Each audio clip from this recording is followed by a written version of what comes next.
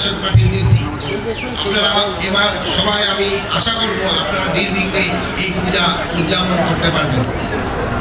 এই পূজা উদযাপনের জন্য আমরা সেনাবাহিনীকেও মোতায়েন করেছি, নৌবাহিনীকেও মোতায়েন করা হয়েছে, বিমান বাহিনীকেও মোতায়েন করা হয়েছে।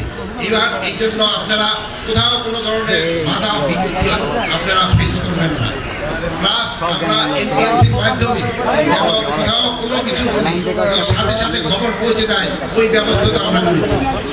আমি সাংবাদিক ভাইদের এবং অন্যান্য এখানে যারা উপস্থিত আছেন সবাই অনুরোধ করবো পূজা যেন নির্বিঘ্ন হতে পারে, এই জন্য আপনাদের সবাই সাহায্য এবং সহযোগিতা দরকার।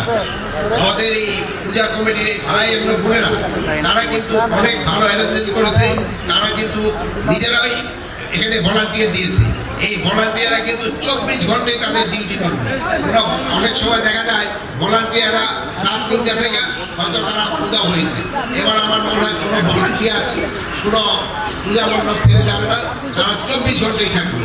এই জন্য আমি এই কমিটির ভাই বোনদের অনুরোধ করবো যেন কমিটিতে এই যারা স্বেচ্ছাসেবক হিসাবে থাকবে তারা যেন সবসময় উপস্থিত থাকে।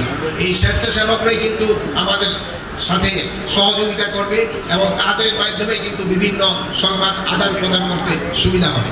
তো আপনারা সবাই ভালো থাকেন, আমি এই দোয়াই করি এবং এই পূজা যেন ভালোভাবে সম্পন্ন হয় এই জন্য আমি সবার কাছে আশা করি।